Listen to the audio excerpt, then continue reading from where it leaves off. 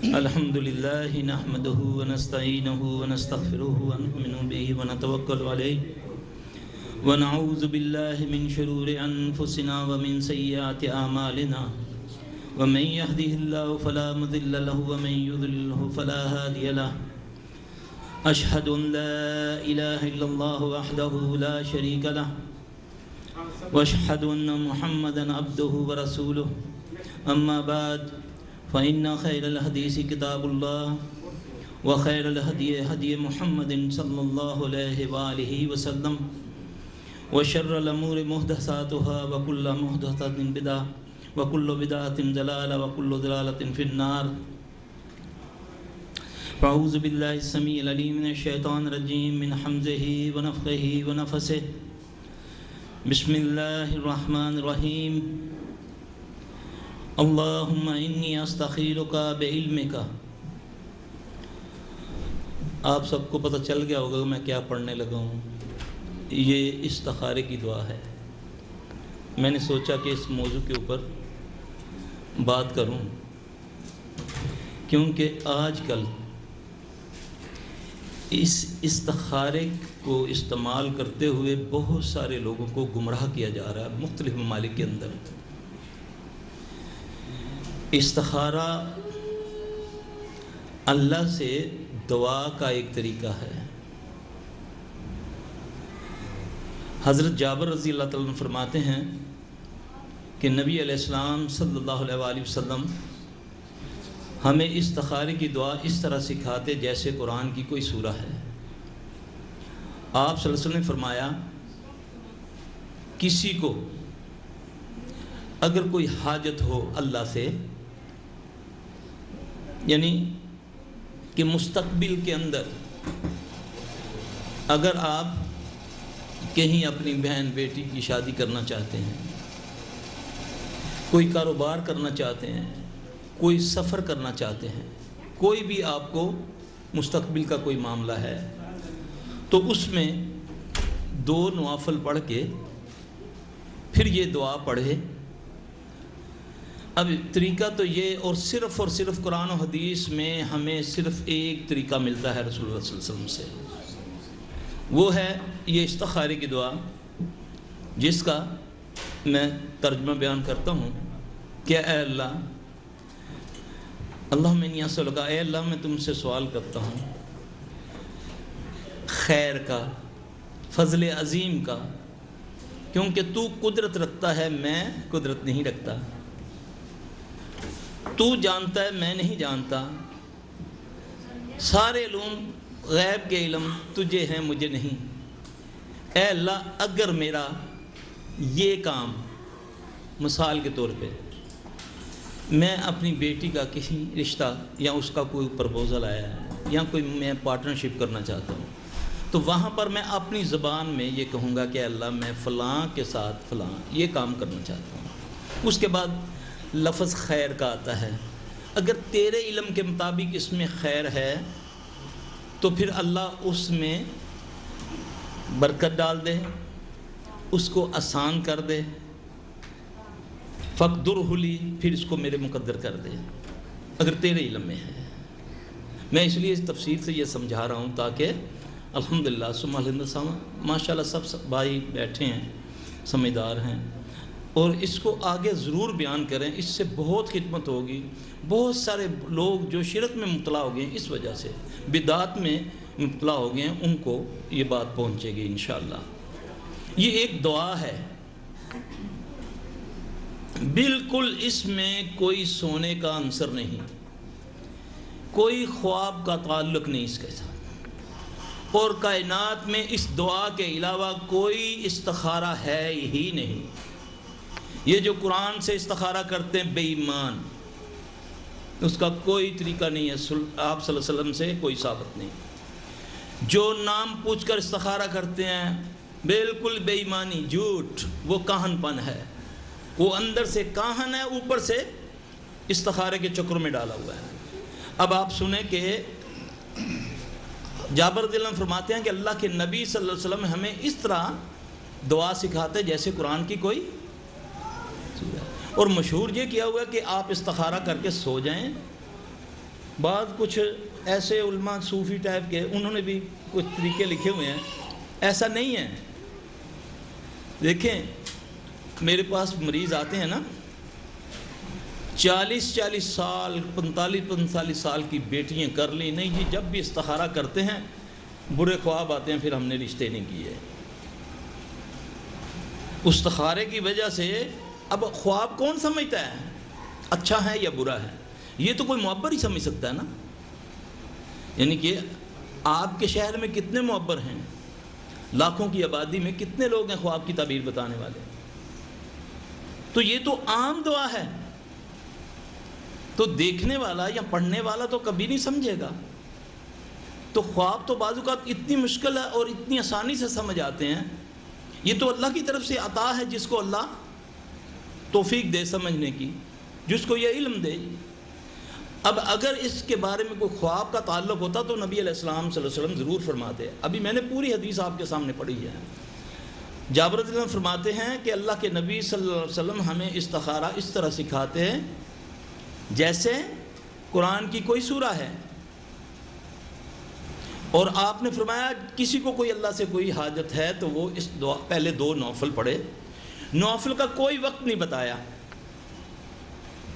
کسی بھی ممنوع وقت کے علاوہ جس میں نوافل منع ہے۔ آپ 2 نفل پڑھیں۔ مثال دیتا ہوں، میں نے آپ سے بزنس کرنا ہے، ابھی شپ کھڑا ہے سمندر میں، ابھی سودا کرنا ہے میں نے، تو میں کہوں جی نہیں جی 7 دن ذرا صبر کریں، میں استخارہ کرتا ہوں تو پھر آپ سے ڈیل کروں گا، وہ تو اچھا بھلا ڈیمیج پڑ جائے گا۔ یہ فوری طور پہ قبول ہونے والی دعا ہے، فوری طور پہ، اللہ کی قسم۔ آپ اس کے ترجمے پر غور کریں، اے اللہ میں جو یہ کام میں اس کے ساتھ کاروبار کرنا چاہتا ہوں، نام لیتا ہوں، اگر اس میں خیر ہے تو فقدرہ لی ویسہر لی وثم بارک لی، پھر اللہ اس کو میرے مقدر کر دے، اس کو میرے لیے آسان کر دے، پھر اس میں برکت ڈال دے۔ اے اللہ اگر، اب دوسری بات، ان کنت تعلم ان ھذا الامر، پہلے بھی ھذا الامر، پہلے خیر مانگی، پھر اگر اس میں شر ہے تیرے علم کے مطابق تو اس کو میرے دل سے نکال دے، مجھے اس کے دل سے نکال دے۔ فاصرفہ عنی واصرفنی عنہ واقدر لی الخیر حیث کان ثم ارزقنی بہ، پھر اپنی طرف سے خیر کر کے اس میں اس پہ مجھے راضی کر دے۔ یہ ہے دعا کا معنی، اور اس کی تاثیر اتنی زبردست ہے کہ آپ نے کوئی بھی کام کرنا ہے، یہ استخارہ اس لیے نہیں ہے کہ اللہ میں استخارہ کر رہا ہوں مجھے بتاؤ بیماری کیا ہے، یہ بیماریاں پتہ کرنے کے لیے استخارہ نہیں ہوتا، یہ صرف مستقبل بینی، یہ ہمارے پاس صرف ایک لیگل طریقہ ہے جس میں وہ بھی جس کو اللہ عطا کرے۔ اسلام میں مستقبل بینی کے لیے یا خواب ہے، صرف خواب، کہ خواب سے اگر اللہ کسی کو سمجھ دے وہ اس فیچر کے بارے میں کچھ بتا سکتا ہے۔ اس کے علاوہ جتنے علم جن کو علم کہتے ہیں وہ فنون ہیں، علم صرف قرآن و حدیث ہے، یعنی کہ نجوم، یہ کاہن پن، یہ سب حرام ہے۔ اب ایک استخارہ ہے، اس میں بھی اتنی گڑبڑ ہو گئی کہ لوگوں نے مختلف طریقے ایجاد کر لیے۔ آپ یہ آیت اتنی سوبر پڑھ کے سو جائیں، آپ کو خواب آئے گا، پھر اس کے مطابق آپ نے کام کرنا ہے۔ اب بہت سارے گھروں میں لڑائیاں شروع ہو جاتی ہیں کہ جی ہمیں سمجھ نہیں آتی، پتہ نہیں بندش ہوئی ہے، بچوں کے رشتے نہیں آ رہے، کاروبار یہ وہ اچھا وہ بدبخت کے بچے نے بتایا آپ قرآن کی یہ آیت پڑھ کے سو جائیں، آپ کی خواب میں آ جائے گا جس بندے نے آپ کو کیا ہوا ہے۔ اللہ کی قسم وہ شیطان اس کے کسی رشتہ دار کو لے آئے گا، کیونکہ جو اصول نبی نے وضع کیا، ساری کائنات کے لوگ اکٹھے ہو کر اس کے اوپر چلیں گے تو خیر ہوگی، اگر اس میں اپنی مرضی چلائیں گے تو بربادی ہو جائے گی۔ اب استخارے میں کہیں نہیں کہا رسول اللہ صلی اللہ علیہ وسلم کہ تمہیں خواب آئے گا، یا کوئی ٹائم مقرر نہیں کیا کہ فلاں وقت کرو گے، کر کے اس طرح کر لو پھر اس کے بعد تمہیں خواب آئے گا۔ اب ایک آدمی خواب دیکھتا ہے کہ میں استخارہ کر کے سویا، میں نے خواب دیکھی میرے گھر کو آگ لگ گئی، وہ ڈر گیا، جی میں نے تو اللہ کا نام پڑھا تھا، کئی آ کے کہتے نہیں جی میں نے تو قرآن کی وہ آیت پڑھی ہے، مولوی صاحب نے مجھے بتائی تھی۔ تو میرے بھائی اس بوتل کے اندر گندگی ہو اور شراب ہو اور اس پر سبحان اللہ لکھنے سے وہ وہی رہے گا۔ جب ایک طریقہ نبی نے نہیں بتایا، ساری دنیا کے ملا پیر اکٹھے ہو جائیں، وہ نبی کی ایک اس کو بھی نہیں چھو سکتے۔ مسئلہ یہ ہے کہ یہ جو طریقہ ہے منعن، اس طرح جب ہم کریں گے تو اس میں خیر آئے گی۔ کیونکہ وَأَتْمَمْتُ عَلَيْكُمْ نِعْمَتِي، یہ کس سے کہا اللہ نے؟ صرف محمد صلی اللہ علیہ وسلم کو۔ اے محمد صلی اللہ علیہ وسلم، آج کے دن الْيَوْمَ أَكْمَلْتُ لَكُمْ دِينَكُمْ وَأَتْمَمْتُ عَلَيْكُمْ نِعْمَتِي، تجھ پر نعمتیں تمام کر دی، تجھ محمد پر صلی اللہ علیہ وسلم۔ اب جو مرضی کوئی تمہیں بتائے، ساری رات پڑھنے کو کہے، سارا دن کرنے کو کہے، اگر وہ مسنون نہیں ہے وہ قطعی اللہ کو قبول نہیں۔ اللہ کے نبی صلی اللہ علیہ وسلم نے فرمایا جس نے کوئی ایسا عمل کیا جو ہم سے ثابت نہیں وہ مردود ہے۔ اب یہ استخارہ صرف اور صرف، اور اس استخارے کی دعا صرف اور صرف یہی ہے، اس کے علاوہ کوئی دوسری دعا نہیں ہے۔ اور اس کا طریقہ بھی بتا دیا، یعنی کہ 100% ہمارے تک یہ بات پہنچ گئی۔ ہر خاص و عام اس کو پڑھ سکتا ہے، جس کو نہیں آتا کوئی نہ کوئی تو پڑھ سکتا ہے۔ یہ کہاں ہے کہ جی مولوی صاحب ذرا ہمارا استخارہ نکالیں، وہ بدبخت کا بچہ گھر جا کر سو جاتا ہے، کہنا جی تے بڑا مشکل ہے، میرے اصل 3 من گوشت چاہیے تھا فلاں، پھر ہم استخارہ کریں گے۔ مولوی صاحب ہم نے تو بچے کی شادی کی تھی، استخارہ نکلوایا تھا، 2 دن بعد اس کو طلاق ہو گئی ہے، میں اب جوتا اٹھاؤ جا کر مولوی کو مارو، وہ کہتا تھا بڑا زبردست۔ کہاں کہا ہے اللہ کے نبی نے کہ استخارہ کرواؤ؟ اللہ کے نبی نے فرمایا استخارہ کرو، ٹھیک ہے نا؟ اس فرق ہوتا ہے کرنے اور کرانے میں۔ اور صحیح طریقہ یہ ہے کسی وقت بھی آپ آزما کر دیکھ لیں، میں نے اتنی جلدی قبول ہونے والی دعا ابھی تک نہیں دیکھی استخارے کے علاوہ۔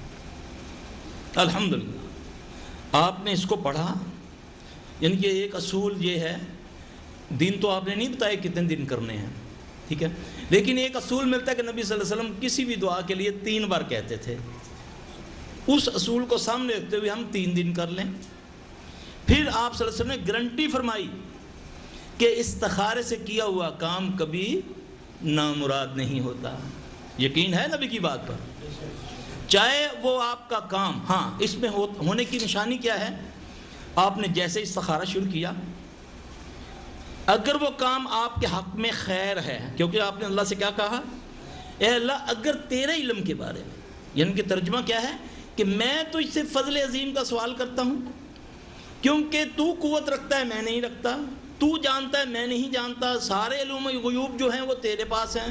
اے اللہ میں اگر تیرے نزدیک میرا یہ کام اگر اس میں خیر ہے تو اس کو میرے مقدر کر دے، اس میں آسانی پیدا کر دے، یہی ہے نا؟ اگر اس میں شر ہے تو مجھے سے اس کو دور کر دے، اپنی طرف سے خیر کر دے، پھر اس میں مجھ کو راضی کر دے۔ کتنے پیارے لفظ ہیں، ٹھیک ہے؟ یہ اللہ کو کہہ رہا ہے ڈائریکٹ۔ اب اس کے بدلے میں کیا ہوگا؟ اگر اس میں آپ کے لیے وہ کام صحیح نہیں ہے، گو کہ آپ کو بڑا چارم اس میں نظر آ رہا ہے کہ نہیں یار یہ ٹرالا خرید لوں گا، یہ شپ لوں گا، مجھے کروڑوں بڑھ جائے گا، لیکن ہم نے کہہ دیا اللہ، لیکن پڑھنا یقین سے ہے کہ میں کس کو کہہ رہا ہوں؟ اس خالق کو جو ہر چیز پر قدرت رکھتا ہے، وہ اس میں کوئی کمزوری نہیں۔ پھر اگر اس کام کی نشانی ہے قبول ہونے کی، دعا کی قبولیت، ان کی پروسیس شروع ہو جائے گا۔ آپ کے پیسے نہیں، آپ نے قرضہ کسی سے لینا ہے، آپ کو آسانی سے مل جائے گا۔ یہ نہیں سود سے، بینک سے تو بڑی آسانی سے مل جاتا ہے، یعنی کہ حلال طریقے سے وہ پھر اسباب پیدا ہونے شروع ہو جاتے ہیں۔ اگر سمجھیں کہ رکاوٹ آ رہی ہے تو سمجھیں یہ استخارہ صحیح نہیں ہو رہا، وہ بھی خیر ہے، نہ ہونا بھی خیر ہے، ہونا بھی خیر ہے۔ 2 3 دن 5 دن 6 7 دن اس طرح کریں، اس کے بعد بس اللہ سے، اللہ خود بخود کوئی دوسرا معاملہ کر۔ یہ ہے مسنون طریقہ۔ اب جو ہمارے ہاں جو رائج مولوی صاحب قرآن کھولا ہے، جنوں سے مدد لینے والا، چوگا پہنا، پگڑی باندھی، پورا پگڑا حصہ پہن کے لوگوں میں یہ بتایا کہ میں ولی اللہ، نعوذ باللہ، اپنا حساب لگا رہا ہے آنکھیں بند کر کے، لیکن کہہ رہا جی کہ وہ استخارہ آپ کا یہ نہیں کر رہا کہ آپ کر لیں، ٹھیک ہے جی؟ وہ جاتے ہی بیڑا گرک ہو جاتا ہے۔ استخارہ کرنا، خود کرنا اور آج کل پاکستان کے اندر ایک ٹی ویوں پہ استخارے شروع ہوئے ہیں. آپ فون کریں، نام بتائیں، بہت سارے میں نے دیکھا ہمارے سلفی لوگ. ہماری بد نصیبی ہے کہ پیور دین اللہ نے ہمیں دیا، پیور، کوئی ملاوٹ نہیں. الحمدللہ ثم الحمدللہ، اللہ کی قسم فخر کرو. قرآن و حدیث ہمیں، اور اتنی زبردست دعا جو زبان اطہر سے ادا کی گئی، اور اس پر ہمارا بلیو نہیں ہے. پھر اس سے برائیاں پھیل رہی ہیں، شرک بدعات کے لوگ اندر انوالو ہو رہے ہیں. یہ طریقہ بالکل غلط ہے کہ آپ جی قرآن میں سے یہ پڑھیں، اتنے دن پڑھیں، یہ کریں، آپ کو یہ ہوگا، آپ کو خواب آئیں گے. خواب کا استخارے کے ساتھ تعلق ہی نہیں ہے. کہ جو دوسرے طریقے ہیں وہ بالکل غلط، غیر مسنون، بلکہ نقصان ہوتا ہے. اور پھر خواب کا اس استخارے کے ساتھ کوئی تعلق نہیں. نبی پاک صلی اللہ علیہ وسلم کے پاس ایک صحابی آتے ہیں، عمران بن حسین کے والد ہیں. حسین آتے ہیں، سواد سے ان کا نام ہے. اس وقت وہ ایمان والے نہیں تھے، تو اللہ کے نبی صلی اللہ علیہ وسلم نے ان کو دعوت دی کہ اے حسین، اگر تو ایمان لے آئے تو تجھے میں 2 کلمے ایسے سکھاتا ہوں جو تیری دنیا آخرت سنوار دیں گے.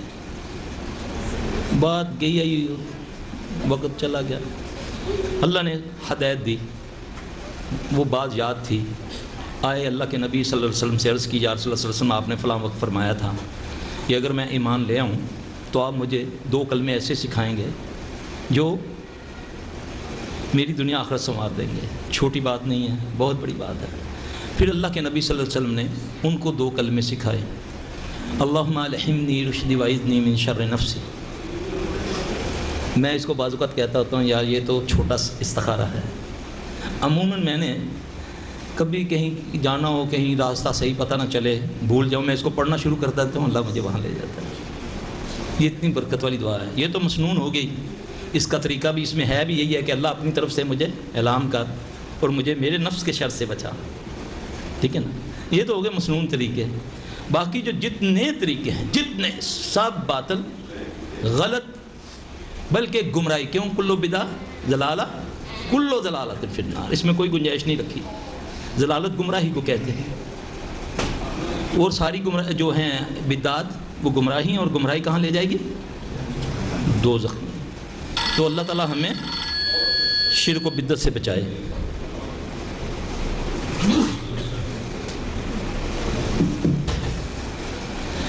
اچھا، اب یہ جو میں بات آپ کو سمجھا رہا ہوں، تقریباً میری بات یہ مکمل ہو گئی ہے. یہ جو استخارے کے بارے میں ہے نا، یہ میری بات مکمل ہو گئی ہے. اس لیے میں نے سوچا، اصل میں تو میرا جو ہے پروفیشنل جس کو کہہ لیں، وہ ہے جادو، جن اور شیاطین. پھر یہ چیزیں جو ہیں یہ بہت زیادہ بدعات کو سپورٹ کرتی ہیں.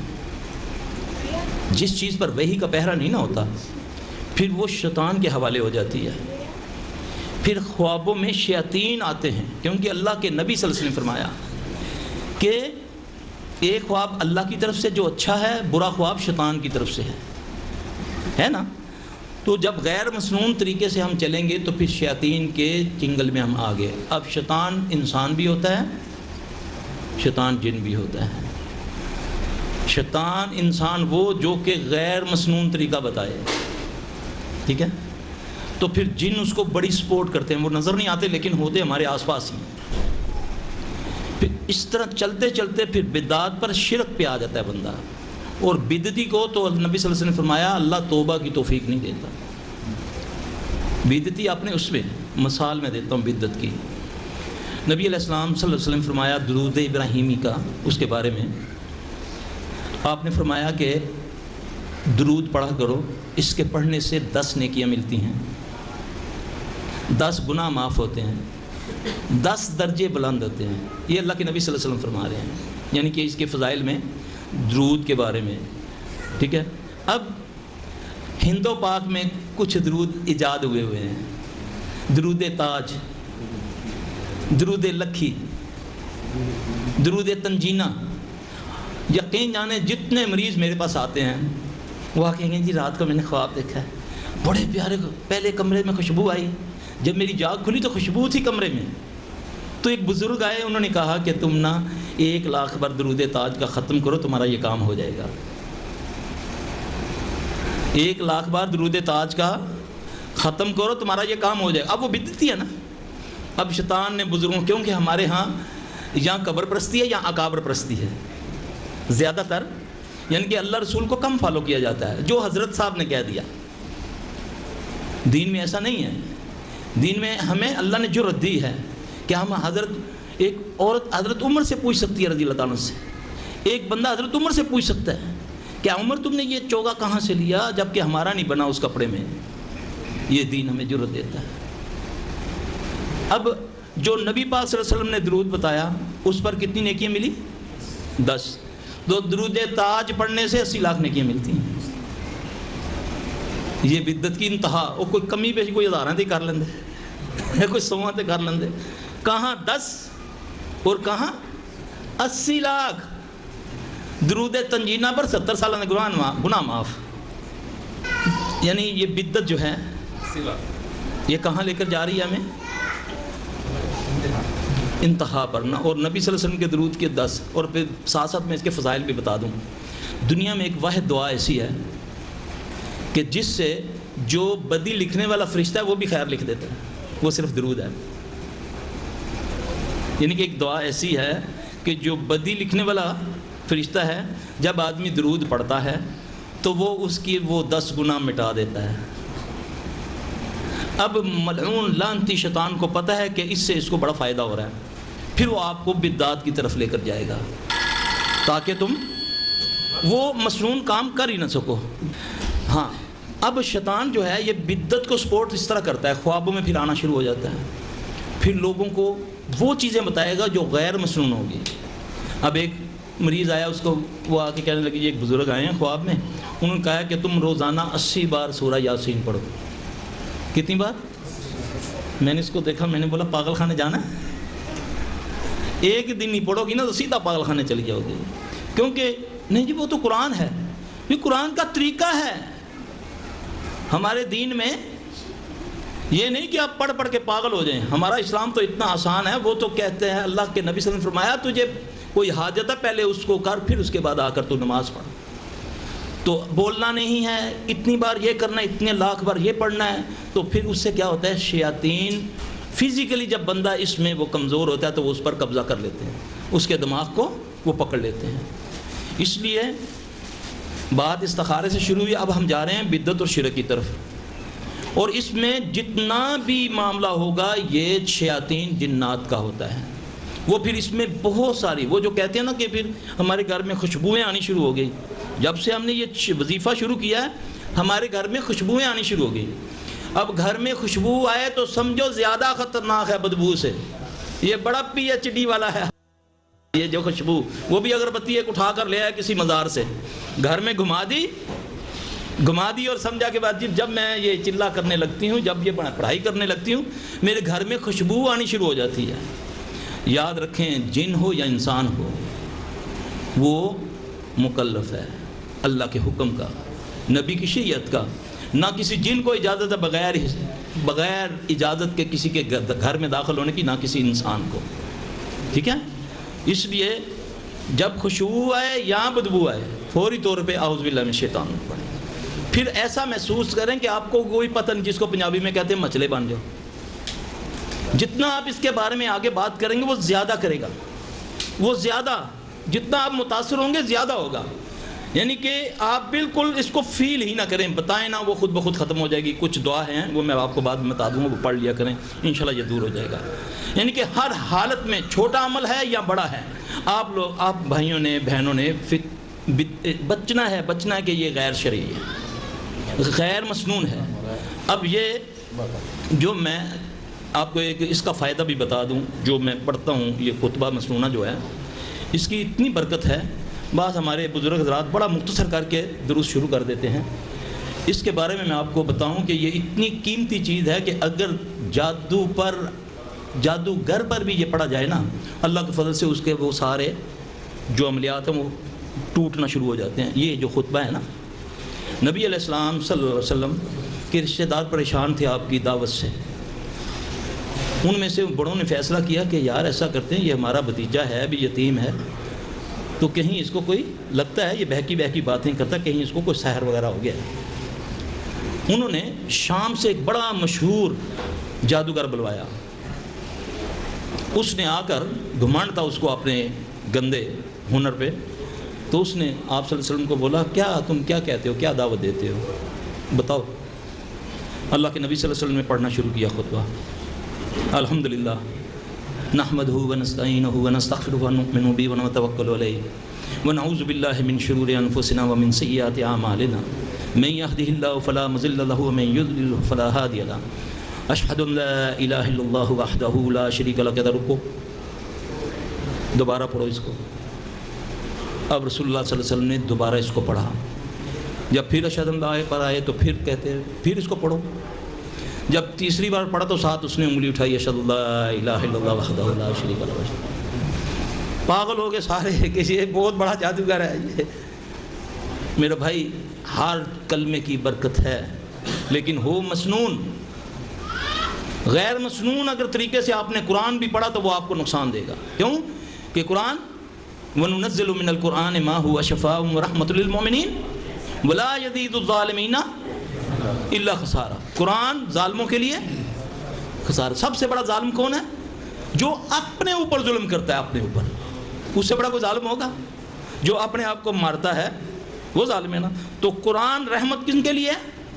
ایمان والوں کے لیے۔ اور ایمان والا کون ہوتا ہے؟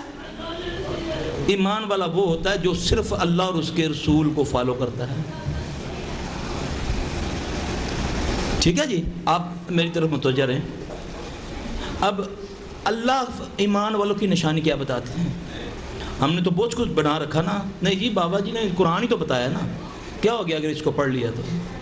یہ تو ہے نا۔ اب شیطان نے آپ کو ایسی سی جگہ سے سن لگایا کہ جہاں سے آپ کا عمل ضائع کروا دینا ہے۔ ایک مثال، بہت سارے بھائی اس کو مانیں گے۔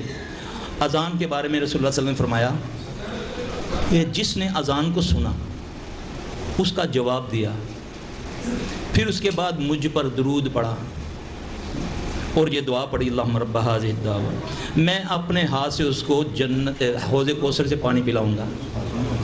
یہ اللہ کے نبی صلی اللہ علیہ وسلم کی گارنٹی اور طریقہ۔ اب ابلیس ملعون نے ہمیں کہاں لگا دیا؟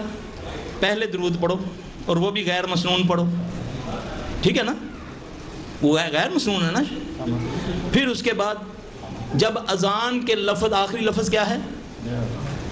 لا الہ، آگے تو نہیں کچھ، تو ہم میں سے بیشتر کہتے ہیں لا الہ الا اللہ محمد الرسول اللہ۔ یہ آپ نے اذان میں اضافہ کر لیا نا، کیونکہ اذان کے آخری لفظ کیا ہے؟ لا الہ الا اللہ۔ اب جس نے محمد رسول اللہ پڑھ لیا، یہ کوئی اس نے غلط نہیں کیا، یعنی کہ غلط لفظ نہیں ہے، لیکن طریقہ غلط ہے۔ اذان صرف کس پہ اینڈ ہوتی ہے؟ لا الہ الا اللہ پر۔ اب اس نے اس عنصر کو شامل کر کے آپ کو اس ثواب سے محروم کر دیا۔ یہ ہے اس کی تلبیس، یہ شیطان کی چالیں ہیں کہ جو آپ سے عمل کروا کے اس عمل کو پورا ہوتے ہی ضائع کروا دیتا ہے، اس میں اپنی طرف سے کوئی بات ڈلوا دیتا ہے۔ اللہ ہمیں محفوظ رکھے۔ یعنی کہ منعن جتنا ہے اتنا ہم نے کرنا ہے۔ دعائیں ہیں، اللہ کے نبی صلی اللہ علیہ وسلم نے فرمایا اس کو 3 بار فلاں وقت پڑھو، انشاءاللہ وہ 3 بار ہی کفایت کرے گی۔ آپ نے فرمایا اس کو کثرت سے پڑھو، اس سے کثرت سے پڑھو، انشاءاللہ کبھی بھی جتنا پڑھو گے کبھی بھی اس کا سائیڈ ایفیکٹ نہیں ہوگا۔ ورنہ بہت سارے پڑھائیاں کرنے والے بیچارے، بہت سارے، ہمارے پاس مشاہدات ہیں، ہمارے پاس تجربہ ہے، لوگ آتے ہیں، لاکھوں دنیا آتی ہے، پھر ہم ان کو دیکھتے ہیں کہ اس کو کہاں سے ہوا۔ ساری رات ہماری بہن بیٹی ہیں، کوئی کام کوئی مطلب ہوا تو کسی نے بتا دیا، پوری رات عبادت کرتی ہیں، نوافل پڑھتے رہتے ہیں، قرآن پڑھتے رہتے ہیں۔ ہوتا ہے نا ایسا؟ رسول اللہ صلی اللہ علیہ وسلم کو اللہ نے فرمایا اے نبی تیری جان کا تجھ پر کچھ حق ہے، کچھ سو اور کچھ جاگ، اللہ کے چند راتوں کے علاوہ قطعی اجازت نہیں ہے کہ پوری رات عبادت کرنا بالکل صحیح نہیں، کچھ آپ سوئیں گے پھر عبادت کریں، یہ طریقہ ہے۔ اگر غیر مسنون طریقے سے آپ نوافل بھی پڑھتے رہیں ساری رات، قرآن بھی پڑھتے رہیں، تو آپ کو جنات جکڑ لیں گے، جب رمضان ختم ہوتا ہے نا تو پھر ہم آپس میں کہتے ہیں یار سیزن شروع ہونے والا ہے ذرا جلدی آ جائیں. چھٹی پہ جاتے ہیں نا جو لوگ, تو میں کہتا ہوں یار ان سیزن شروع ہوا ہے. وہ کیا ہوتا ہے کہ لڑکے لڑکیاں اعتکاف میں بیٹھ جاتے ہیں, کتابیں خرید لی, اپنی اپنی کوئی نہ کوئی غرض ہوتی ہے, اس میں پڑھائیاں اتنے لاکھ بار یہ پڑھو گے تو تمہارا یہ کام ہو جائے گا, اتنے لاکھ بار یہ کرو گے. وہ بیچارے نہ سوتے ہیں, کھایا اور ساتھ ہی پڑھنا شروع کر دیا. پھر وہ بابے نظر آنے شروع ہو جاتے ہیں. کوئی کہتا ہے جی میرے پاس فلاں بابا آ گیا, کوئی کہتا ہے وہ سارے لڑکے لڑکیاں بیمار. پھر جیسے ہی رمضان ختم ہوتا ہے پھر رش لگ جاتا ہے ہمارے پاس کہ جی اعتکاف یہ منڈا ڈر گیا, جی اعتکاف یہ بڑی ڈر گئی ہے. کیا پڑھا تھا؟ پڑھا تو قرآن تھا. یاد رکھو کھانا حلال ہے, ٹھیک ہے نا. اگر پیٹ بھر کے کھا کے اس کے بعد بھی کھاتے رہے تو ناک سے نکلا ہے کبائے, پیٹ بھی قبول نہیں کرتا. اسی طرح نبی پاک صلی اللہ علیہ وسلم کی, میں آپ کو اپنا ذاتی ایک واقعہ سناؤں. میری دکان ہوتی تھی ادھر اسلام آباد پنڈی میں, تو ایک مرتبہ کسی کام کی وجہ سے میری عشاء کی نماز جو ہے لیٹ ہو گئی. میں اس کی تلبیس بتاتا ہوں آپ کو. عشاء کی لیٹ ہو گئی تو اب میں نے بولا یار اب تو جماعت لے گی, گھر جا کر پڑھتا ہوں. اچھا میں گھر آیا, آ کر کھانا وانا کھایا, اب بچے سوئے تو میں نماز شروع کر دی. یقین جانے مجھے اتنی لذت آئی نماز کی, تو میں نے سوچا یار تو بھولیا ہی رہے, کار ہی پڑھیا کر عشاء. اب میں نے اس کو گھر میں پڑھنا شروع کر دیا. اللہ اکبر اللہ اکبر. کچھ اللہ نے کرم کرنا تھا, ان جیسے بزرگوں سے بیٹھے کئی مجلس لگی ہوئی تھی, وہاں میں بات اس طرح چل رہی تھی, تو میں نے وہاں ذکر کیا تو ایک بزرگ اللہ تعالیٰ ان کو جنت الفردوس میں جگہ عطا فرمائے, کہنے لگے سلفی صاحب پھنس گئے, کر گیا آپ پر کام شیطان دانتی نا. آپ کا تو حال ہو گیا وہ ملنگ جو چرس پیگر کہتا ہے 60 صحابی تے رب نظر آوی. شاید آپ کو نہ بات سمجھ آئے کہ وہ چرس پیو اور تمہیں اللہ نظر آتا ہے. تو کہتا ہے اب اس نے آپ کو لذت دینی شروع کر دی. حکم 3 توڑے اللہ کے, آپ نے کتنے حکم توڑے؟ لذت آ رہی ہے, اور یقین جانے اتنی لذت کہ میں کہوں یار بس سلام ہی نہ پھیروں پڑھتا جاؤں. یہ شیطان کی طرف سے تھا. یہ ہے تلبیس ابلیس کی, یعنی کہ بعض اوقات ان طریقہ سے آدمی کو یہ گمراہ کرتا ہے. بعض اوقات اس کو ایسے کام میں لذت دے دیتا ہے کہ وہ نعوذ باللہ جو مسنون طریقہ ہوتا ہے اس کو زبان سے برا کہنا شروع کر دیتا ہے. بس بہترین جو نبی صلی اللہ علیہ وسلم کا وہ جو لفظ ہیں, آپ کے جو الفاظ ہیں کہ جو میری سنت کو داڑھوں سے پکڑے رکھے, دانتوں سے نہیں, دانت کمزور ہوتے ہیں, داڑھ مضبوط ہوتی ہے, وہ کبھی گمراہ نہیں ہوگا. اس لیے چھوٹا عمل ہو یا بڑا ہو, اور کوشش کریں کہ اس کو فالو کرو. وہی قبول ہے, اسی پہ ٹھپا لگا ہوا ہے محمد صلی اللہ علیہ وسلم کا. اس کے علاوہ جتنا بڑا ہو, جو مرضی ہو جائے, اگر کسی اور کا ٹھپا ہے تو اللہ نے اس کو قبول نہیں کرنا. اور سیدھی اور کھڑی بات اللہ تعالیٰ نے قرآن میں صاف فرما دیا, صاف, اعوذ باللہ من الشیطان الرجیم, فلا وربک لا یؤمنون. اللہ اپنی ذات کی قسم کھا رہے ہیں, خالق مالک ہونے کے باوجود کوئی مانے نہ مانے اس کو کیا فرق پڑتا ہے, لیکن وہ اس بات پہ بہت کم اللہ نے اپنی قسم کھائی. اس موقع پر اللہ نے فرمایا فلا وربک لا یؤمنون حتی یحکموک فیما شجر بینہم ثم لا یجدوا فی انفسہم حرجا مما قضیت ویسلموا تسلیما. مجھے اپنی ربوبیت کی قسم ہے کہ وہ بندہ مومن نہیں ہے. یہ اللہ کہہ رہے ہیں کہ جب تک وہ اپنے کسی معاملے میں نبی صلی اللہ علیہ وسلم کی بات کو کھلے دل سے تسلیم کرے اور دل میں تنگی نہ جانے. بعض لوگ کہتے ہیں نا نہیں جی آپ ماشاءاللہ آپ کی بات صحیح ہے, حدیث صحیح ہے, لیکن ہم مجبور ہیں, ہم فلاں ہیں, ہم مجبور ہیں کیونکہ ہم یہ ہیں اس لیے ہم یہ کرتے ہیں. یہاں میرا رب اپنی ذات کی قسم اٹھا کے, مجھے ربوبیت کی قسم ہے کہ وہ مومن ہی نہیں, وہ جب تک کسی بھی معاملے میں محمد صلی اللہ علیہ وسلم کی بات کو چھوڑنا تو دور کی بات ہے, اگر وہ دل میں بھی تنگی جانتا ہے تو وہ مومن نہیں ہے. بعض لوگ محبت میں آگے نکل جاتے ہیں, اتنے آگے. محبت پہ معنی نہیں ہے اللہ کی رضا کا. قل ان کنتم تحبون اللہ, کہہ دو اے محمد صلی اللہ علیہ وسلم, کہہ دو کہ تم چاہتے ہو کہ اللہ تم سے محبت کرے. قل ان کنتم تحبون اللہ فاتبعونی اونلی. فا جب آئے گا نا وہاں پر پھر لفظ لکھا جائے گا صرف اور صرف کس کی تابعداری, محمد صلی اللہ علیہ وسلم کی تابعداری. اور تابعداری کرنے میں کیا ہوگا, جب تم محمد صلی اللہ علیہ وسلم کی تابعداری کرو گے تو یحببکم اللہ, پھر اللہ تم سے محبت کرے گا. مشروط کہ تابع داری محبت نہیں، محبت تو بہت سارے مشرک بھی اللہ کے نبی سے کرتے تھے. لاؤ حضرت علی رضی اللہ عنہ کے والد جیسی محبت، کیا اس محبت کے بدلے میں ان کو جنت مل گئی؟ محبت نہیں، اتباع. فاتبعونی، صرف محمد صلی اللہ علیہ وسلم کی تابع داری کرو. پھر کیا ہوگا؟ یحببکم اللہ، اللہ تم سے محبت کرے گا. پھر جب وہ تم سے محبت کرے گا اس کے بدلے میں یغفر لکم ذنوبکم، پھر وہ تمہاری مغفرت کرے گا، تم کو معاف کرے گا. واللہ غفور الرحیم. ہم بڑے کام کر کے کہتے ہیں او یار کر لیتا کیا ہو گیا، اللہ تعالیٰ بڑا غفور الرحیم ہے. یہاں پر اس کی غفور الرحیمی نبی کی اتباع میں مشروط ہے کہ تم اتباع رسول کرو گے. رسول کون؟ بہت سارے رسول آئے، لیکن رسول محمد الرسول اللہ صلی اللہ علیہ وسلم. آپ نے وہ واقعہ کئی بار سنا ہوگا کہ حضرت عمر رضی اللہ عنہ کو چند تورات کے اوارق ملتے ہیں. وہ آتے ہیں، اللہ کے نبی صلی اللہ علیہ وسلم کی مجلس لگی ہوئی ہے. آ کر انہوں نے اس نظریت سے پڑھنا شروع کیا کہ شاید اللہ کے نبی صلی اللہ علیہ وسلم اپریشیٹ کریں کہ عمر تورات کہیں سے لے کر آئے ہیں. اب وہ تورات جو ہے وہ عام لکھی ہوئی کتاب نہیں ہے، آسمانی صحیفہ ہے. کس نبی پر اترتی ہے؟ حضرت موسیٰ علیہ السلام پر.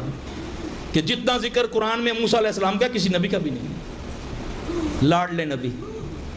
تورات پڑھنا شروع ہوئے تو دیکھا تو اللہ کے نبی صلی اللہ علیہ وسلم کا چہرہ مبارک غصے سے سرخ ہو رہا ہے. حضرت ابو بکر رضی اللہ عنہ کی نظر پڑتی ہے. انہوں نے جب دیکھا تو حضرت عمر رضی اللہ عنہ کو کیا کہتے ہیں؟ اے عمر تیری ماں تجھ کو گم پائے. یہ بڑی سخت بات ہے، جیسے پنجابی میں کہتے ہیں نا ماں دے ہاتھ نہ آویں، یعنی کہ تم مر جائیں. دیکھو آپ صلی اللہ علیہ وسلم کا چہرہ. جب انہوں نے دیکھا نبی صلی اللہ علیہ وسلم کا چہرہ تو انہوں نے وہ اوارق پھینک دیے. آمنت باللہ ورسولہ. اس قسم کے لفظ چاہیے شیخ صاحب. یہ فرمایا اللہ کے نبی صلی اللہ علیہ وسلم مخاطب ہوتے ہیں، اے عمر کیا میں تمہارے لیے کافی نہیں ہوں؟ میری تو وہ شریعت ہے جس کی راتیں بھی دن کی طرح روشن ہیں. اللہ کی قسم اگر آج میرا بھائی موسیٰ بھی آ جائے وہ میری ہی اتباع کرے گا تو جنت میں جائے گا. اب کہاں موسیٰ اور کہاں ہمارے بڑے، ہمارے سلسلے، ہمارے شخصیات جن کے ناموں پر ہم نے دین بنا رکھے ہیں. اللہ تعالیٰ نے دین کا نام کیا رکھا؟ ان الدین. اللہ کو سب سے پیاری کائنات میں جو شخصیت پسند تھی وہ کون تھی؟ محمد صلی اللہ علیہ وسلم. اللہ نے محمد صلی اللہ علیہ وسلم کے نام پر دین کو نہیں رکھا. کائنات میں سب سے افضل ترین علاقہ زمین کا خطہ وہ کون سا ہے؟ مکہ. اللہ نے دین کا نام مکہ نہیں رکھا. اللہ نے کیا نام رکھا؟ ان الدین عند اللہ الاسلام. کیونکہ اللہ خود اسلام ہے، اللہ سلامتی والا ہے. اسلم تسلم. جو دین میں جو اسلام میں آ گیا وہ سلامتی میں آ گیا. آج ذرا جائزہ لو پوری دنیا میں امت کا 1 ارب 60 کروڑ سے زیادہ مسلمان. اس کی وجہ کیا ہے؟ واللہ امت کے بیشتر حصوں نے نبی کو چھوڑ دیا. انہوں نے اپنے طریقوں کو اڈاپٹ کر لیا. شخصیات کے پیچھے، علاقوں کے پیچھے، اپنے گروہوں کا نام علاقوں کے نام پر، اپنے گروہوں کا نام اپنے شخصیت کے نام پر، سلسلوں کے نام پر نہ. اللہ کو جو قبول ہے ان الدین عند اللہ الاسلام. اور اسلام مکمل کس پر ہوا؟ محمد صلی اللہ علیہ وسلم پر.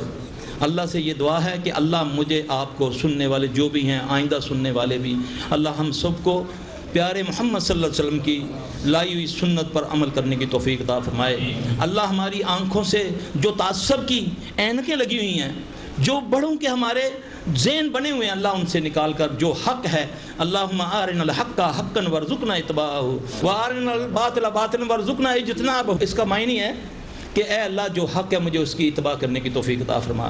اللہ جو باطل ہے اس سے مجھے اجتناب کرنے کی توفیق عطا فرما. اللہ جو حق ہے اس کو میرے اوپر آشکار کر دو. جب بھی میرا بھائی کوئی بھی نیکی کا عمل کرو، اپنے عمل کو وسیلہ بناؤ.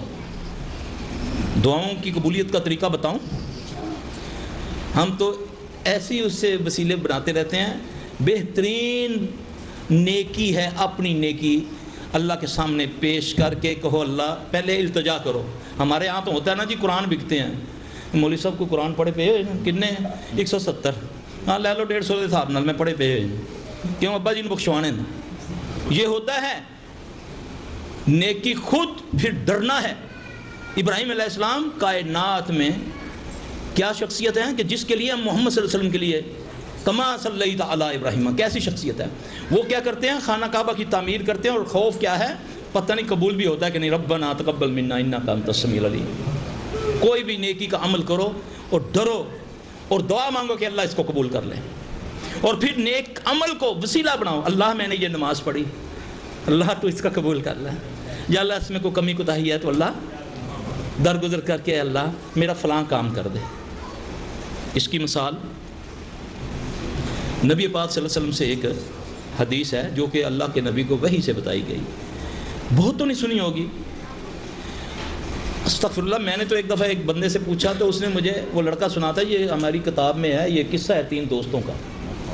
نبی کی بات اس کو قصہ بنا دیا کہ 3 دوست جا رہے ہیں، ایک دم آندھی طوفان آتا ہے تو پناہ کے لیے ایک غار میں چلے جاتے ہیں، تو آگے ایک پتھر آ جاتا ہے۔ یہ نبی پاک صلی اللہ علیہ وسلم نے حدیث سنائی، یہ اللہ کے نبی کو وحی سے بتایا گیا۔ اب اس میں وہ بند ہو گئے ہیں، اب باہر کی دنیا سے رابطہ ان کا منقطع ہو گیا۔ اب وہ تینوں اللہ کے فضل سے اللہ کے نیک بندے ہیں۔ اب ان میں سے ایک کہتا ہے کہ بھئی اب تو اللہ ہی ہمیں نکال سکتا ہے۔ ایک کہتا ہے کہ ایسا کرتے ہیں، جس کے پاس کوئی نیک عمل ہے اس نیک عمل کے وسیلے سے دعا کرتے ہیں اللہ ہمیں ضرور اس مصیبت سے نجات دیں گے۔ ایک کہتا ہے اللہ تو جانتا ہے کہ میں مزدور تھا، لیکن تیرے فضل سے مجھے عادت تھی میں اپنے والدین کو آ کر دودھ پلاتا تھا، تو اے اللہ ایک دن میں آیا تو میرے والدین سو چکے تھے، تو میں اس انتظار میں ساری رات، حالانکہ دن کا تھکا ہارا تھا، ساری رات ان کے سرہانے کھڑا رہا کہ جب یہ جاگیں، جگانا بھی میں نے پسند نہیں کیا کہ ان کی نیند خراب ہوگی، تو اے اللہ جب وہ جاگے تو میں نے دودھ پلایا، اگر میری اس نیکی کو تو نے قبول کیا تو اللہ اس کے بدلے میں ہمیں اس مصیبت سے نجات دے۔ تو پتھر تھوڑا سا چھڑک گیا۔ اب دوسرا کہتا ہے اللہ میرا بھائی اس کو سمجھنا، یہ 3 باتوں کو، ساری زندگی ایمان کا دار و مدار ان 3 باتوں پر ہے، یہ میری بات یاد رکھنا۔ یہ اتنا لمبا ہو جائے گا کہ آپ لوگ بھاگ جائیں گے، میں اکیلا بولتا رہوں گا اگر اس 3 پر بولوں تو۔ دوسرے نے کہا ہے اللہ تو جانتا ہے کہ میں ایک امیر آدمی تھا، میرے پاس مزدور کام کرتے تھے، ایک مزدور سے میرا جھگڑا ہو گیا، وہ اپنی اجرت چھوڑ کے چلا گیا، اے اللہ مجھے تیرا خوف تھا، میں نے اس کی اجرت کو کام میں لگا دیا، اس میں تو نے اتنی برکت ڈالی کہ وہ اتنا زیادہ ہو گیا کہ ایک دن وہ بندہ مجھے ملا تو میں نے اس کو کہا یار یہ اپنی امانت لے لو۔ آپ بات سمجھ رہے ہیں؟ تو اے اللہ اگر میری اس نیکی کو تو نے قبول کیا تو ہمیں اس مصیبت سے نجات دو۔ تو پتھر تھوڑا سا سرک گیا۔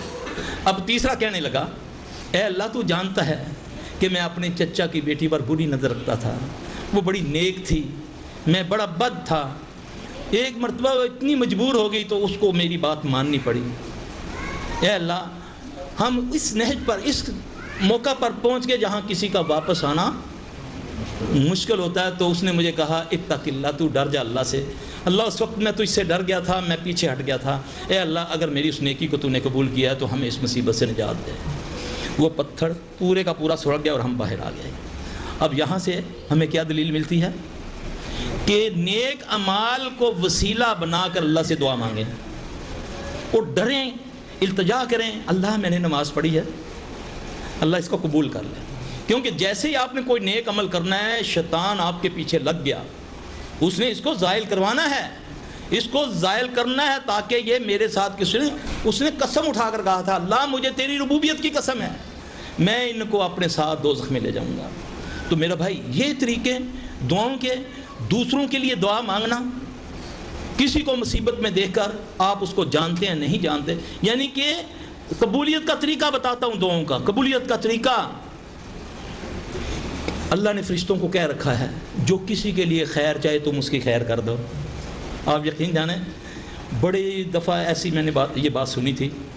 میرے پاس ایک مرتبہ انگلینڈ سے ایک بچی آئی، اس کی عمر تھی 12-13 سال، وہ پیرالائز تھی بالکل نا، تو اس کو ڈاکٹر کرتے رہے اس کا علاج، تو پھر ان کے کوئی رشتہ دار ہمارے پاس آتے تھے، انہوں نے ان کو کہا تو ڈاکٹروں نے ان کو اجازت نہ دی، انہوں نے بولا کہ ہمارے ہاں نہیں علاج ہو رہا ہے اس کا تو پاکستان میں کہاں ہوگا۔ باہر کیف انہوں نے فرانس کا بہانہ لگایا، وہاں سے وہ پاکستان لے آئے۔ اچھا وہ بچی جو ہے نا اللہ نے اس کو شفا دینی، یہ اللہ کا سسٹم ہے.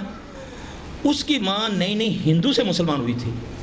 اس کا باپ بہت بڑا تاجر ہے وہاں پر، ہیرے جواہرات کا ہے. اب وہ نہیں آئی تھی، وہ یعنی کہ میں نے اس کے باپ کو بھی اس کیس میں نہیں دیکھا تھا. وہ 3-4 دن کے بعد بچی بالکل ٹھیک ہوگی، اللہ نے اس کو شفا دی. اب وہ عورت دیکھنے آئی، نئی مسلمان تھی نا، دیکھنے آئی کہ یہ کون سا طریقہ انہوں نے اڈاپٹ کیا، کیونکہ 2-3 مہینے وہ کرتے رہے. اب جو آئی ادھر آئی سیلفی، تو میری ایک شاگرد بیٹھی ہوئی تھی، تو میں نے بولا بیٹا یہ لوہا اب گرم ہے، شاید یہ مسلمان ہوئی ہو شادی کی وجہ سے یا کسی وجہ سے، اب اس پر چوٹ مارو، کوئی اس کو دین سمجھا دو، آدھا گھنٹہ پونا گھنٹہ بٹھاؤ. میں دوسرے مریضوں کو چیک کرنا، میرے کان میں اس کی بات پڑی. چھوٹی بچی اس کو کیا تبلیغ کر رہی ہے، کہتی دیکھیں نا آنٹی ہم تو بڑے گناہ گار ہیں، پتہ نہیں ہماری دعا بھی قبول ہوتی ہے کہ نہیں. تو ہم فرشتے کیوں ایسا کام کیوں نہ کریں کہ فرشتے ہمارے لیے دعا کریں، کہ ہمارے لیے فرشتے دعا کریں. تو اللہ فرشتوں کی دعا، کیونکہ وہ تو معصوم الخطا ہیں، وہ آیا نہیں ان میں، وہ حص ہی نہیں ہے. میں چوکا. کہتی آپ نا کسی کو دیکھا کریں، کسی مصیبت زدہ کو دیکھا کریں، اس کے لیے دعا کر دیا کریں. کسی بہن بیٹی کو، کسی کو دیکھا کسی بری حالت میں، آپ اس کے لیے جب دعا کریں گے نا، تو اللہ نے فرشتوں کو کہہ رکھا ہے کہ جو کسی کا اچھا چاہے اس کا اچھا کر دو. یہ دعا کا طریقہ ہے قبولیت کا. اور نبی پاک صلی اللہ علیہ وسلم نے فرمایا کہ مستجاب الدعا وہ ہے جو پیٹھ پیچھے اپنے بھائی کی دعا کرے. کچھ نہیں ہوتا، آپ کے منہ سے نکلے گا یا اللہ فلاں بے روزگار ہے اس کو روزی دے دے، چاہے وہ آپ کا کچھ نہیں لگتا، آپ کی روزی میں برکت آئے گی. یا اللہ فلاں بیمار ہے اس کو شفا دے دے، فلاں بیٹی بیمار ہے اس کو شفا دے دے. یقین جانے اللہ کی قسم شفاؤں کی بارش ہوگی. یہ ہیں طریقے اپنے رب کو راضی کرنے کے. باقی جو طریقے ہیں غیر مسنون، اس سے اللہ ناراض ہوتا ہے، وہ گمراہی ہے، بدعت ہے، وہ ساری ہمیں دوزخ میں لے جائے گی. اللہ تعالی ہمیں جو کہا سنا اس پر عمل کرنے کی توفیق عطا فرمائے. اس میں کوئی کمی کوتاہی ہے تو اللہ درگزر فرمائے. اللہ ہمارے سینے اپنے دین اسلام کے لیے کھول دے. اللہ ہمیں نبی علیہ السلام صلی اللہ علیہ وسلم کا مطیع و محب بنا دے. اللہ ہمارے گناہ معاف فرما دے. ربنا آتنا فی الدنیا حسنۃ وفی الآخرۃ حسنۃ وقنا عذاب النار. ربنا ظلمنا انفسنا وان لم تغفر لنا وترحمنا لنكونن من الخاسرین. ربنا هب لنا من ازواجنا وذرياتنا قرة اعین واجعلنا للمتقین اماما. ربنا لا تؤاخذنا ان نسینا او اخطانا. ربنا ولا تحمل علينا إصرا كما حملته على الذين من قبلنا. ربنا ولا تحملنا ما لا طاقة لنا به واعف عنا واغفر لنا وارحمنا أنت مولانا فانصرنا على القوم الكافرين. ربنا لا تزغ قلوبنا بعد إذ هديتنا وهب لنا من لدنك رحمة إنك أنت الوهاب. ربنا آتنا فی الدنیا حسنۃ وفی الآخرۃ حسنۃ وقنا عذاب النار. ربنا تقبل منا انک انت السمیع العلیم وتب علینا انک انت التواب الرحیم. سبحان ربک رب العزۃ عما یصفون وسلام علی المرسلین والحمد للہ رب العالمین. ایک سوال میں شیخ صاحب سے کرتا ہوں، پھر آپ کو بھی انشاءاللہ ہمت آ جائے گی. شیخ صاحب نے درس میں بار بار کہا ہے کہ وہ بیچاری آئی، اس بیچاری نے نماز پڑھی، اس بیچاری نے ایسے کیا، وہ ایسے کرتی تھی. آپ نے محسوس کیا یا نہیں؟ لگتا ہے کہ بہت زیادہ کیس لیڈیز کے آتے ہیں، کیا یہ بات صحیح ہے اور اس کی کیا وجہ ہے؟ بے شک اتنا اچھا سوال آپ نے کیا، آج تک کبھی کسی نے کیا ہی نہیں ہے. اصل میں اللہ کے نبی صلی اللہ علیہ وآلہ وسلم عید کا خطبہ پڑھا کر، عید کی نماز پڑھانے کے بعد، کیونکہ سپیکر تو تھے نہیں، مردوں کو درس دیا اور پھر اس کے بعد آپ عورتوں میں تشریف لائے. تو آپ نے فرمایا کہ میں نے عورتوں کی تعداد دوزخ میں زیادہ دیکھی ہے. ہیں شیخ صاحب؟ وہ گھبرا گئیں، عرض کی یا رسول اللہ صلی اللہ علیہ وسلم اس کی وجہ کیا ہے؟ آپ صلی اللہ علیہ وسلم فرمایا کہ تم زیادہ لان کرتی ہو، لان تان کرتی ہو، تم نہ شکری زیادہ ہو. ٹھیک ہے، یہ تو ہو گیا نا ان کا عام زندگی میں. پھر ان کو ذوف ہے، ایک تکلیف ہے جو عام عورتوں کو ہوتی ہے، اس میں غیر ضروری یعنی کہ بے احتیاطی ہو جاتی ہے. ہم نے دیکھا ہے ہمارے پاس جب آتے ہیں نا کیسز، تو ہم بولتے ہیں یہ کیا تم نے کیا ہوا، کسی شادی سے آئی ہے، نخون پانش لگائی ہوئی ہے اور یہ سارا کچھ کیا ہے. نہیں وہ نماز نہیں پڑھنی تھی نا، تو اس لیے. ہمارے ہاں مشہور یہ کیا گیا کہ ان دنوں میں تم بن صبر سکتی ہو، کہ انہی دنوں میں وہ خبیث کا زور زیادہ چلتا ہے. انہی دنوں میں شیاطین زیادہ غلبہ عورتوں پر آتے ہیں. اب دیکھو، مرد خوشبو لگا کر بازار جائے، عورت لگا کر جائے، تو اس پر بہت بڑی بات کہی اللہ کے نبی صلی اللہ علیہ وسلم نے، جیسے کل میں نے عرض کی تھی.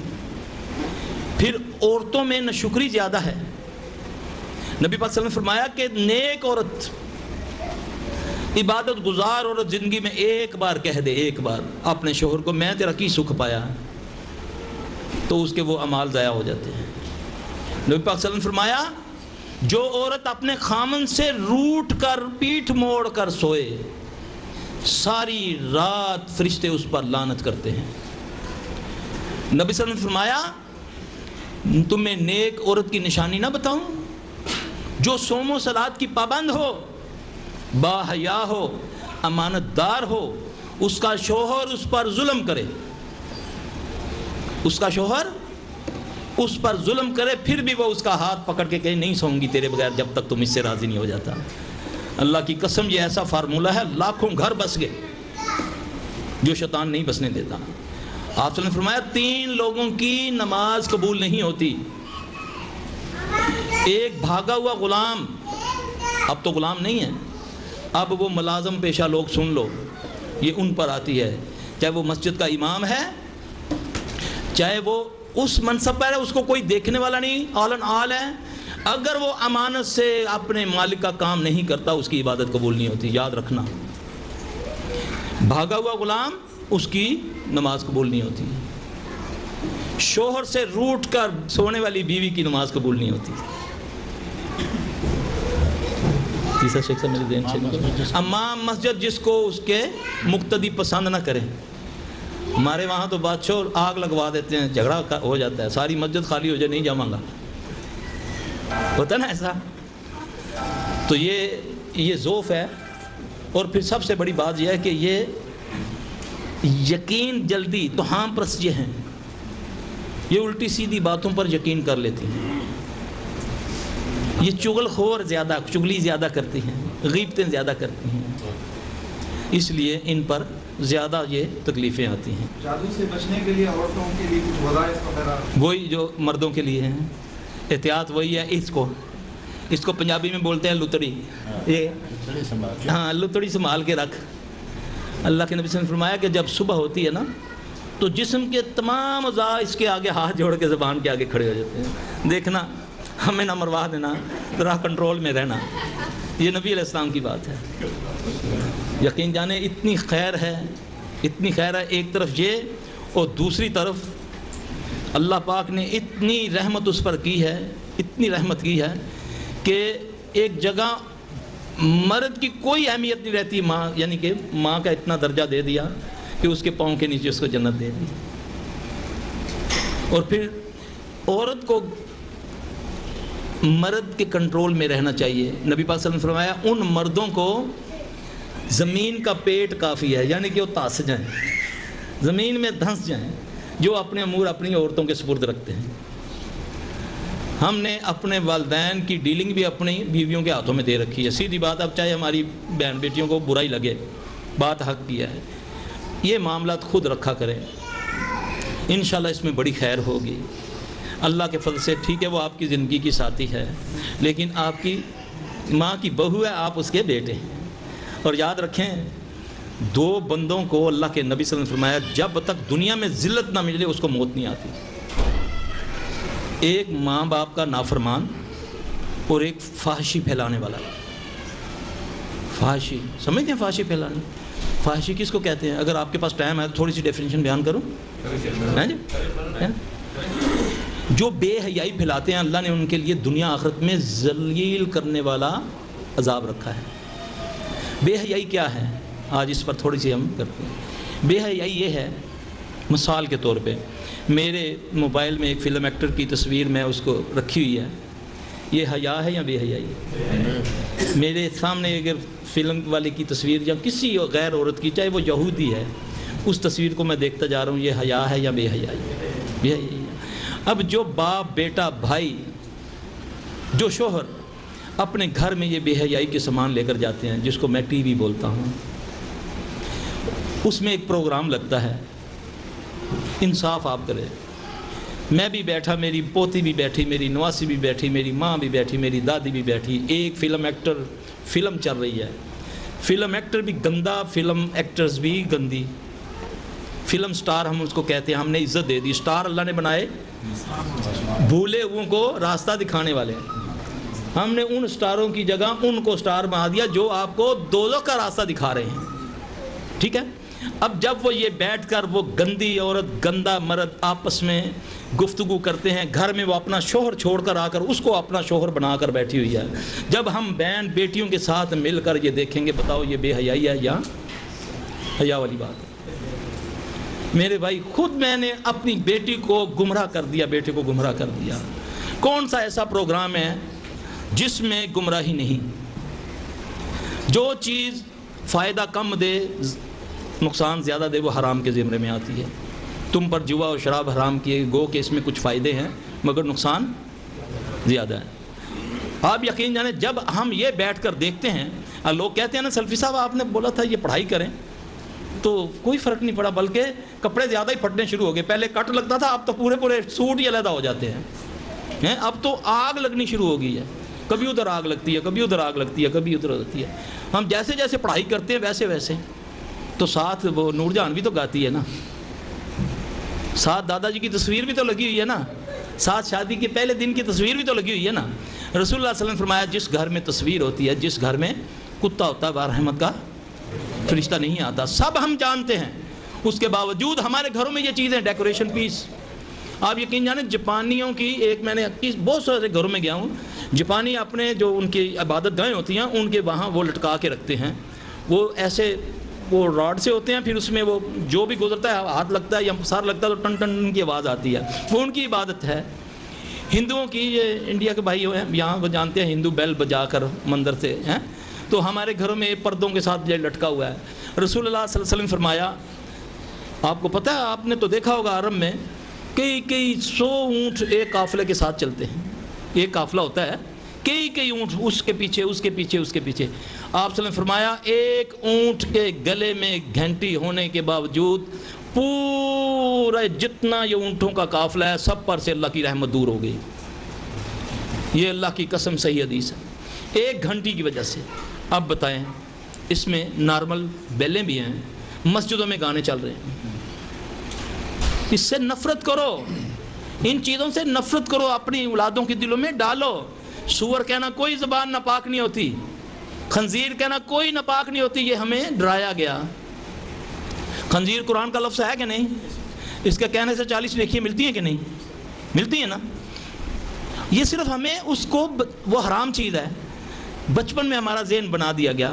دوسری باتوں میں بھی آپ اگر بچپن ہی سے بچوں کا ذہن بنائیں گے تو انشاءاللہ بچے بڑے ہو کر بھی اس سے نفرت کریں گے.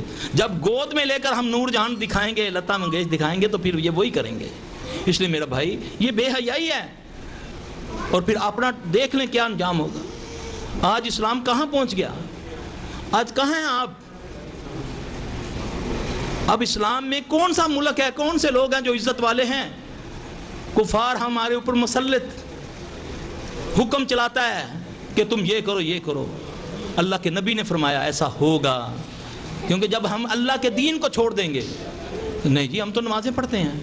وہ بدترین لوگ ہیں جو نماز بھی پڑھتے ہیں اور برائی کا ارتکاب کرتے ہیں. ان صلاۃ تنہا عن الفحشاء والمنکر, اللہ فرماتے ہیں بے شک نماز بے حیائی اور برے کاموں سے روکتی ہے.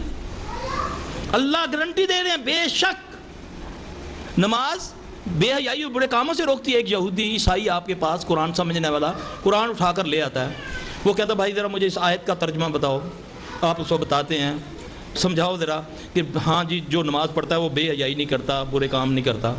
کہتا یار میں دیکھتا ہوں تیری بیوی بے پردہ ہے, گھر میں تو کچھ نہیں ہوتا, باہر جب نکلتی ہے تو دلہن بن کے نکلتی ہے نہیں ایسا؟ میرے بھائی دین میں لگی لپٹی کرنے والے منافقوں نے دین کا بیڑا غرق کر دیا. آپ راضی ہوں یا ناراض ہوں, میرا اللہ راضی ہو جائے انشاءاللہ ہمارے لیے وہی کافی ہے. ابو سفیان یا کسی صحابی, مجھے اب ذہن میں نہیں نام آ رہا, تو انہوں نے کہیں کسی علاقے کے گورنر تھے, تو عائشہ رضی اللہ عنہ کو ایک خط لکھا کہ مجھے کوئی نصیحت کریں, نبی پاک صلی اللہ علیہ وسلم کی کوئی نصیحت کریں. تو انہوں نے فرمایا تھا کہ جو لوگوں کو راضی کرنے کے لیے اللہ کو ناراض کرتا تو لوگ اس سے ناراض ہی رہتے ہیں, اور جو اللہ کو راضی کرنے کے لیے لوگوں کی پرواہ نہیں کرتا تو لوگ اللہ ان سے راضی رکھتا ہے. اللہ پاک ہمیں حق کہنے سننے کی اور اس پر عمل کرنے کی توفیق عطا فرمائے. سر نظر بد کے تعلق سے بتائیں اس کا علاج. ہاں جی، نظر بد کے متعلق یہ ہے، دیکھیں ہم گھومنے پھرنے والے لوگ ہیں، مساجد میں بھی جاتے ہیں، بازاروں میں بھی جاتے ہیں، بیاہ میں بھی جاتے ہیں. اب کہاں کہاں بچے ہر وقت پڑھتے رہے ہیں، سوچنے والی بات ہے نا. صبح شام ہمیں ایک طریقہ بتا دیا گیا. صبح سے مراد فجر ہوتی ہے، شام سے مراد مغرب ہوتی ہے. 3 بار اخلاص فلق ناس پڑھ کے اگر آپ نے اپنے آپ کو دم کیا، بھلے جو بھی نظر لگائے. میں مذاق سے کہتا ہوتا ہوں کہ میں دنیا میں سب سے زیادہ حسین ہوں، مجھے نظر نہیں لگتی. کیوں؟ میں نے پڑھا ہوا ہے، مجھے نظر نہیں لگتی، بس گارنٹی ہے. میں نے صبح اٹھ کر کہہ دیا نا قل اعوذ برب الفلق. کس کو کہا میں نے؟ فلق کے رب کو. کیا نعوذ باللہ وہ چھوٹا ہے؟ کائنات کا سب سے بڑا مالک و خالق، میں نے اپنے آپ کو اس کی پناہ میں دے دیا. من شر ما خلق، جو شر ہے اس نے پیدا کیا، میں اس کی پناہ میں آیا اس سے. اس میں دیکھیں آپ غور کریں، من شر غاسق، اندھیروں میں جو ہوتا ہے. عموماً لوگ اندھیرے میں ڈرتے ہیں نا، اندھیرے سے خوف کھاتے ہیں نا. من شر النفاثات فی العقد. جو ویڈیو کے نیچے سبسکرائب کے بٹن پہ کلک کریں، بیل کے آئیکن پہ کلک کیجئے تاکہ ہر نئی ویڈیو کی نوٹیفیکیشن